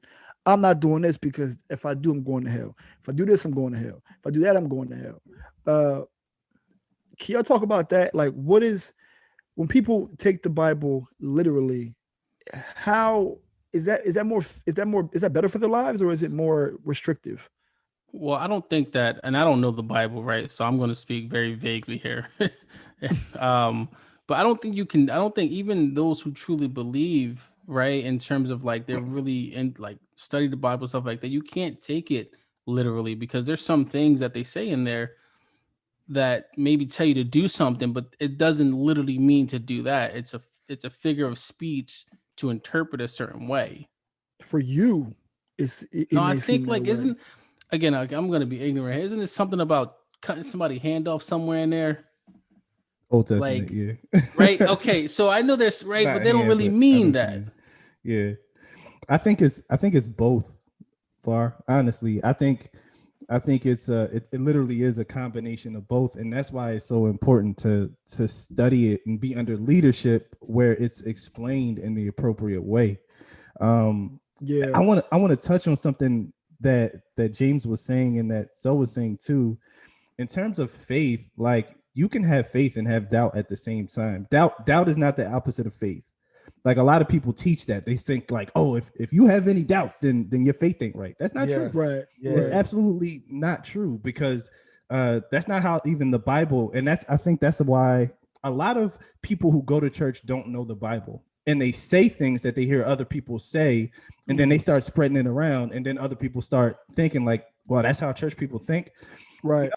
Faith and doubt can exist at the same time because they're not opposites. The Bible says faith is the substance of things hoped for, the evidence of things not seen. You walk by faith and not by sight. So sight is the opposite of faith. So when you believe that something is going to happen, but you don't see that thing is going to happen, those two are opposites. And that's why faith is what it is. Because I can believe that like one day I'm going to have twins, right? That's my belief. I feel like I'm going to have twins one day. I don't see it. I don't see it happening right now, but the sight is the opposite of faith, not the doubt. Even in the New Testament, someone was asking Jesus to heal their son, and he said, "I believe, but help my unbelief." So you can translate that and saying, "I have faith, but help my doubt." Like, I know that you're able to do it. It's kind of like saying, I know that you're able to do it. I just don't know if you will do it, kind of thing. Like, you know, right. So they're not mutually exclusive, and they don't have to be. We're people. We're human. Like, it's hard to grasp the fact that there's this being that is in control of everything and that we can pray to and will do something. So doubt is always going to be there. Always. Okay. To that regard, do you think that it's bad when people give praise to the universe versus giving praise to God? I feel like God created the universe, in my opinion. So I feel like the universe is what he created, and the universe isn't him. Him as a being, not him as a male. I don't want to offend him as a being, not him as a male. So to me, it's like, if I give credit, I can't give credit to the creation. I have to give credit to the creator. Right. So do you think by doing that, it's like, in that case, like God would be ghostwriting? Like in that regard, I get it. It's like it's like you saying that Jay-Z's verses are the reasons why he's the greatest instead of him being the writer. It's like correct. One thing calls the other. Right. So I don't want to make this like a Cleveland interview, but like I really want to ask y'all these questions too. Like, I am one that sometimes I'll be like, man, the universe has constructed certain things and I am in the right place at the right time. There could be God, but sometimes I give credit to the universe. And also, do y'all think that manifestation is just another version of prayer? Is that you know what I mean? Are they parallel? Are they different? I mean, I guess like for me, when I say when something happens to me, I'll say I'm blessed, right? Right. And I'm not really a religious type of person. I would say that I'm more spiritual. But when I say I'm blessed, like I'm not actually saying anything in particular or talking about a being. I'm thinking I'm like more about like the universe. Things are happening for me Right. that I don't think that I'm controlling, and Right. they're positive things. So I say that I'm blessed.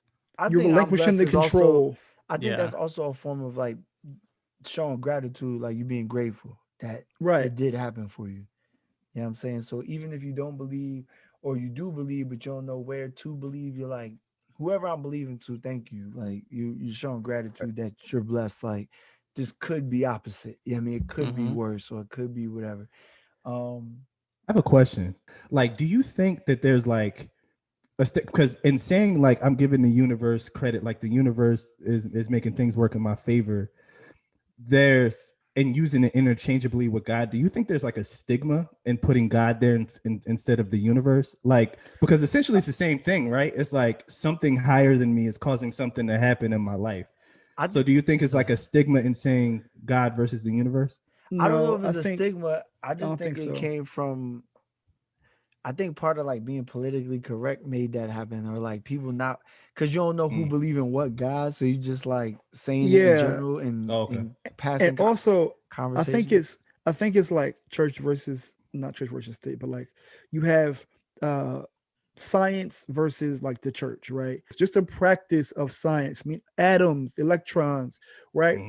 Newton's law, Murphy's law, all these things that speak to your thoughts turning into things, right? It's a quicker lineage from these thoughts turning into things versus I prayed to God and sometimes it went my way and sometimes it didn't. So for me, God and the universe, now this may seem silly to other people, are separate. I believe in God wholeheartedly. But sometimes you give credit to the universe, like maybe like irresponsibly, thinking in a way that's just like, I have really planted seeds and I've manifested the thing that's in front of me. I've really put the work in, and it may not look like traditional prayer. So it's almost like God gets the credit at all times, but He made it possible. But like in this instance, it's like I was very intentional. My intention was on this thing. I was diligent. I was patient. I, what's that? Faith without God is dead. I mean, faith without work is dead. Yeah. So it's like I was doing all these things, and this thing presented itself. I think our generation with manifestation is like it's very like metaphysical, it's very scientific, it's very much you can see the Well, that's how the plot. phrase like speaking into existence came, like stuff Right. like that. Like, so let me Right. ask you a question though, right? Hold on, Zoe, real quick before you go into a question. I think because I'm a little different in that sense in terms of like when I say I'm blessed versus thinking God or something like that. For me, it's more about I think that if I'm using like specifically saying God, I think that I'm more of a fraud, honestly, because I think when you use that is about like those are like religious terms, and I'm not a religious person like that. Right. So for me, it's not about anything else. It's just like, I'm using something that I know that, and I'm not saying that I don't believe in God because I do, and I believe in a higher power. As I say, I'm more of a spiritual individual. I'm not very religious at all. And I don't even know much about religion. That's because James want to keep the money for travel instead of the collection plate. See, don't do that. He like, nah, son, I already booked my trip. I can't give y'all this. I ain't got Tied the the five, what? Craig. I ain't got the five. Nah. But that's how I look at it in that sense. And I'm like, it's not a stigma. It's just like, me saying I feel like I'm a fraud. Well, you know what? Just and I'll pass the ball to Zoe after this for his question. But like, it's funny because it's like God is no more my God than it is your God, than it is your God, than it is your God, right? So it's like your knowledge of religion has nothing to do with your personal relationship with God. So if you truly feel like, yo, I really feel like God looked out for me, anyone who would challenge that by saying like, you don't even go to church. Like, bro, we know people who went to church and they terrible. and they did some other stuff. So like, it's like God is just as much your God as he is anyone's God. And in terms of what Var was talking about with manifestation, like manifestation isn't like anti-Christian or outside of the context of what's taught. It's actually very much in line. I mean, there's so many scriptures on the power of manifestation, the power of writing down your vision and making it plain, or the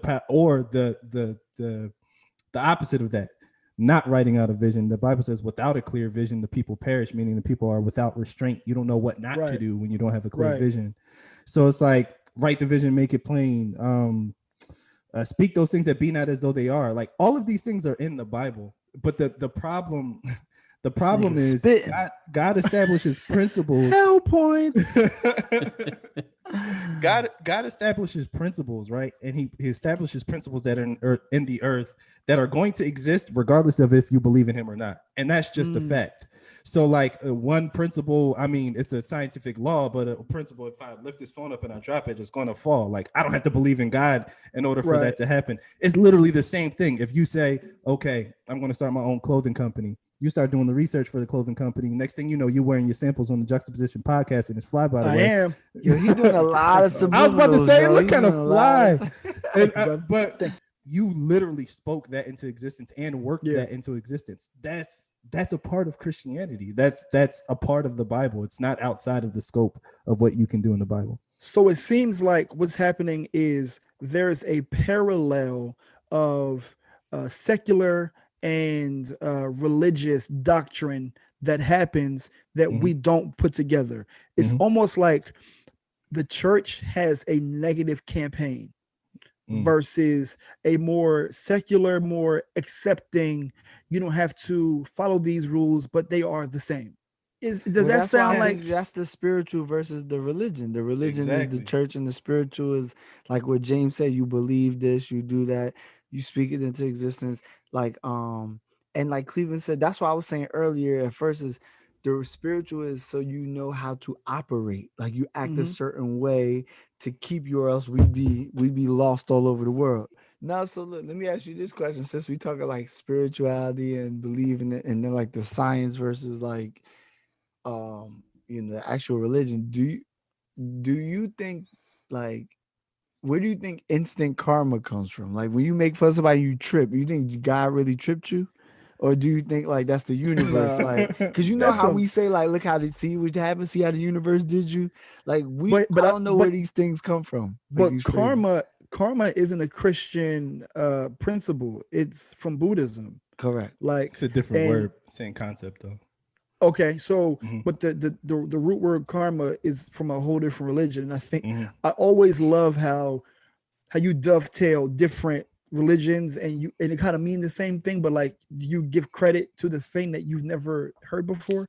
It's like everybody know karma, but you don't know where karma comes from. Correct. Right. You just know it. You were taught. That's like my grandma like used to say. What goes around comes around. Like all these weird catchphrases. Like you don't have to. Like I've even heard pastors say this. Like you don't have to go to church to get into heaven. It just make you trip a little easier.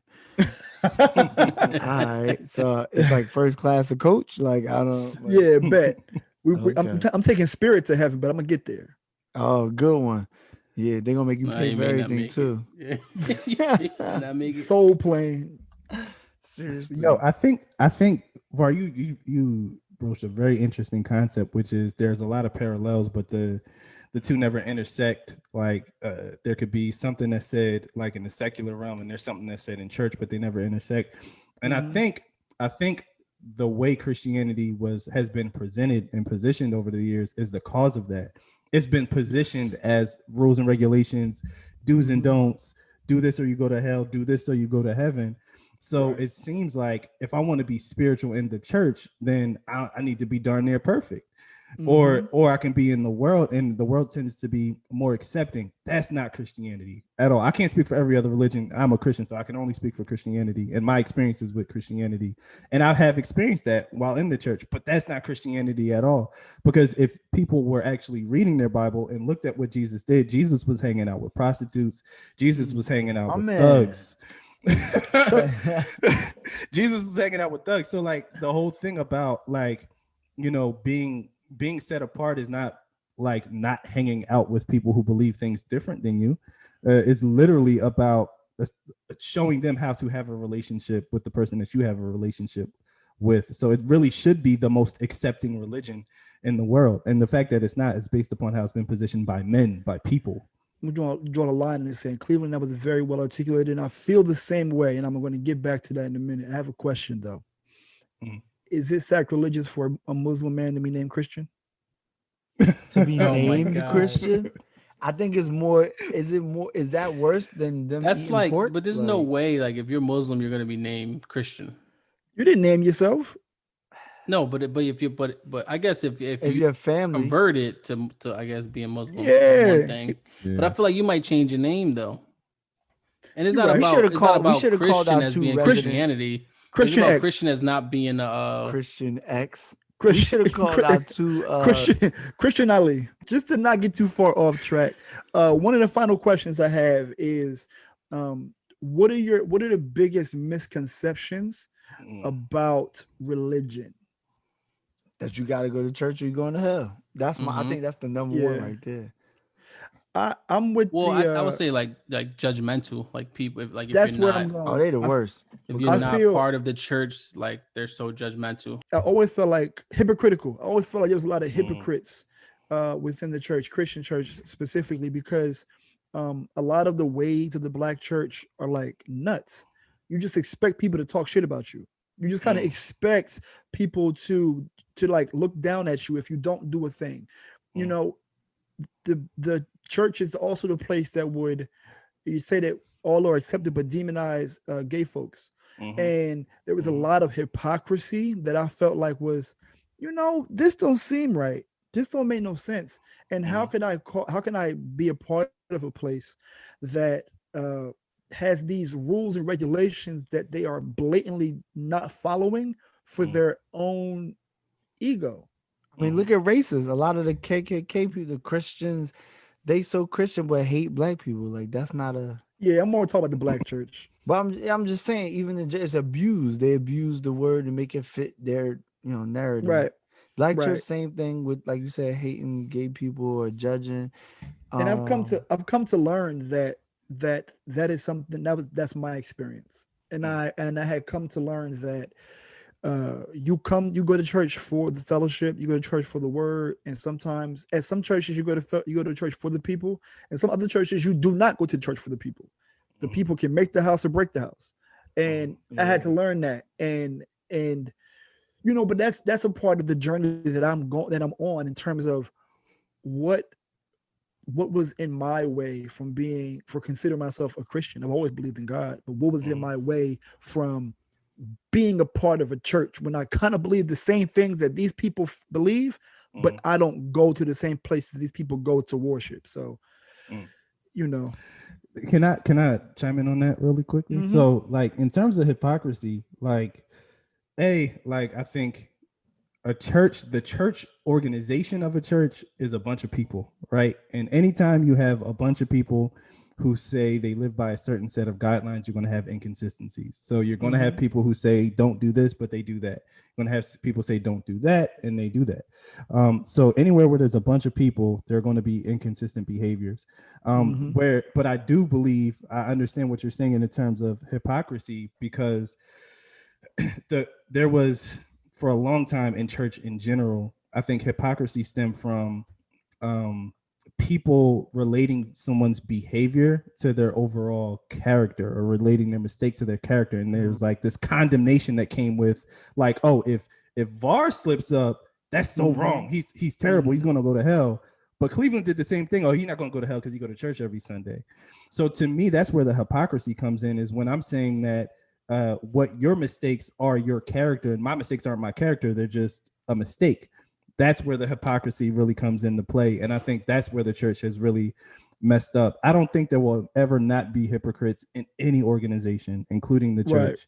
But I think it's important to find the right place to go, to be under the right leadership. I think that's one of the most important parts. And then the understanding of the church is a church building. like the church building and the church organization are different Two different. than the church that the Bible speaks about. The church that the Bible speaks about has nothing to do with a building, has everything to do with you as a person and what you bring in your relationship with God and being a part of a body of people who believe the same thing as you. That is a church.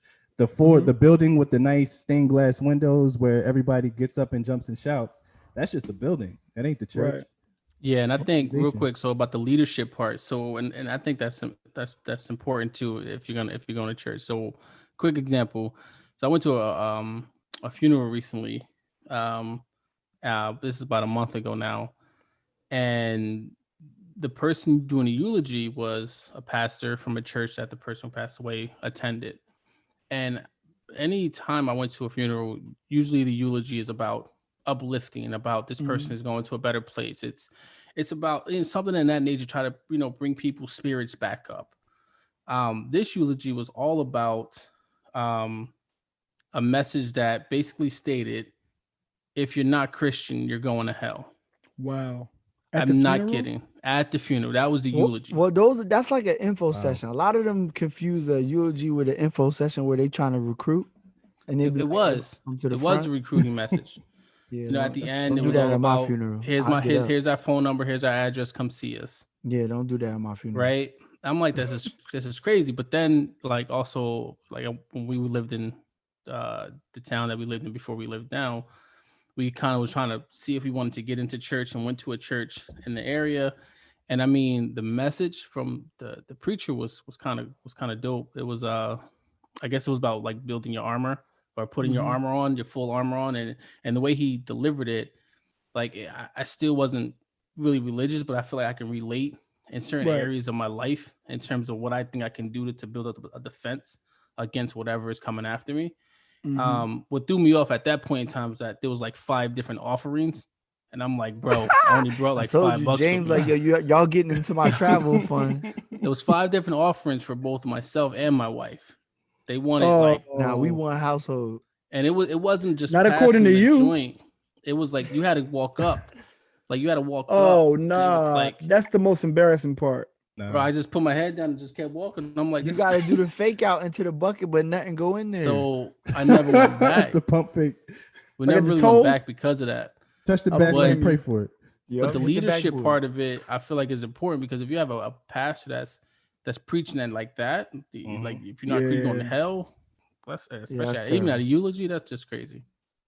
So as we begin to wrap this up, I appreciate y'all's transparency around how you feel about spirituality and religion. I want to make sure I say that, because I don't think that this is a common conversation that people have. And I hope that people are able to take something from this conversation, especially around, we're all 30 something. We all have different experiences, and we all are finding our way within what it means to be just a good person. So the final question I have for y'all is, what does faith mean to you? You can tell me if it's going to be in a secular or a spiritual realm, but like, why is having some type of faith important? So I think it's important to have faith, because we really can't predict or don't know what's going to happen in the future. And if we lose all hope, then we may never accomplish this thing that we really set out to do. Right? If you don't have faith, you really don't have good things. I think that's going to really happen to you in the future, because once you lose faith, you probably lose hope. And as you losing hope, you're going to lose momentum to keep building and keep doing the things that's necessary to attain the goals or, attain the success that you're looking for. So it's very important to continue having faith in whatever you want out of life or a situation or whatever the case is. Yeah. I like that. I mean, faith, like James said, faith gives you confidence also. It boosts your morale, because you feel like you going into a fight with some backing. Yeah, I mean, like the fight of life, the fight on the real world is crazy out here. So if you have some faith and you have some type of belief, you like, you have the armor that James was talking about. Like, you have it with you. I just think, at least for me, my faith is like self-checked. So it's like, if I feel like if if I don't do what's right, then what's right is not gonna happen to me like that. Mhm. That's where mine is. Like you don't have to like. I really believe you don't have to go to church to get into the gates. You know what I'm saying? Like I think it's a good idea. I think it helps, but I just was me personally like I won't say turned off, but like I've seen a lot even within various folks in my family who are like ultra religious, but Mhm. they're not the They'll be greatest people. wildin'. You know what I Right. mean? How you treat your own family is crazy. You know what I'm saying? Right. Like, Mhm. so how do you speak this and speak that and condemn other Mhm. people and every other third word is God, but you don't act godly, like, or you don't, Right. you know what I'm saying? Mhm. So Yeah.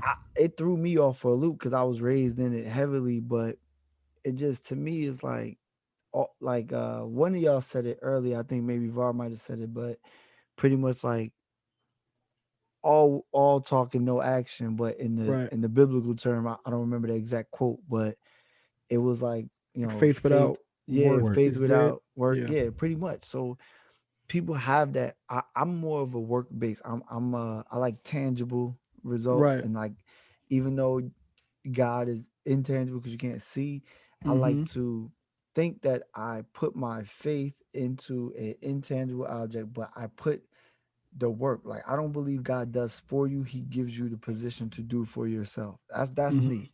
So like you know what I'm saying? So that's how Yeah. I am. Nah. So I'm like, I go and do it. I have to physically do it because if I wasn't supposed to do it, I wouldn't be alive to do it. I wouldn't be able to do it. So that's how I look at it, like from my perspective.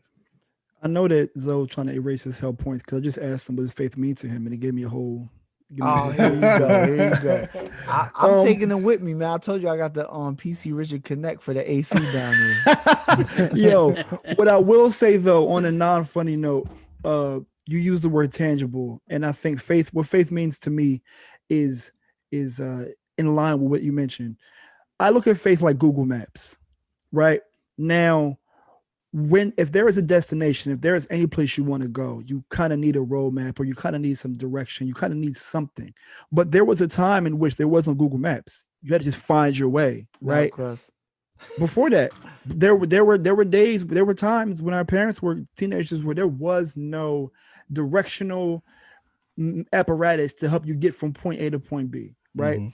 And I think had that technology been available then, they would have had it. And I Yeah. think that faith is like getting the sight. It's a technology. It's getting the sight that was lacking before you even had the apparatus to get from point A to point B. For instance, if there's a job that you want and you're Mhm. like, there is no way that I can get this job. When you turn your knob, when you up your technology, you up your faith, you like it becomes clearer and you get from point A to point B faster. And I Mhm. think there you go from it being intangible, like you can't see it, you can't hear it, to the more you do it, the more you believe, the more you hear, turn left, turn right. Mm. You almost there. Recalculating 15, route. all of that. Because you messed up. Because you probably gave up a little too quick. So I kind of look at faith in that regard. I think like faith like Google Maps. It's you don't need it. But if you do, if you don't have it, it's gonna be a long route, brother. But if you do have it, when you develop that muscle, it becomes a lot easier for you to get from point A to point B. Preaching Yeah, right now. that is a Just sermon right there, preaching, though. Var. That's a sermon. You That's was exactly how to preaching do it. right there, boy. Those are the I'll church take of it. Oakland. Oh, Var, take it. Var. Even if you don't know, you were literally quoting scripture because the For Bible real? says faith cometh From by hearing. So, like you said, the more that you hear, turn left, turn right. When you're using that GPS analogy, that's like literal. oh That's well, in literal. that So, case, come one, come all to the Hall of Arsenio. come on down. There you go. Bring it home, LB. How you man, feel, Cleveland? What's man, just describe faith to us? to keep going on the analogy of like a GPS or a car. To me, faith is my gas in the engine. Like to me, faith keeps me going. Faith and works are partners to me. And to me, the faith is the gas, the work is like the actual car. So to me, like, in order for me to keep going, I have to have faith. I have to have that thing fueling me to let me know that there's always better. Like, I can look at each one of us and know that we have been through some dark times, and the fact that we know that things will get better from here is what kept us going. And then even in the good times, even when things are going good, it's great to know that this isn't it. Like, this isn't the ending point. Things are good right now, but things are just going to get better from here. And that's what faith does for me personally. It just helps me to keep going. It gives me the gas that I need. It gives me the gas that I need in my car to keep moving forward. Is that premium or the regular? Oh, it's premium, boy. Premium plus. I'm talking about. You can't put nothing that less than premium in the gospel train, in the gospel in the church van. You gotta have premium in the church van. But as we begin to end this episode, like I said, y'all, a beautiful episode, y'all. Thank y'all for being so transparent. But I do want to give it over to Zoe for our serenity prayer. Oh, speaking of the Lord, got a prayer coming on. Yeah, like I said, I would like to have folks just evaluate their everyday. And even if you're not the most religious, if you don't believe in specific religion, even if you on some Scientology, just try to be a better person. Try to be a good person. You know what I mean? Do unto others as you want done to you. So that's before I get into the serenity prayer, little advice for folks, since this was like a real serious topic. Mm-hmm. And with that said, I want to say, God grant us the serenity to accept the things we cannot change, the courage to change the things we can, and the wisdom to know the difference between the two. Amen. Man. And for CEO, for Moneybag Yo, for Pulpit Poppy, Pulpit Poppy. Hallelujah. I am Varstenio Hall. We'll see y'all next week. And y'all could put the donations for the ties to Cash App at Collection donations. Donations. That boy See y'all was next trash. week.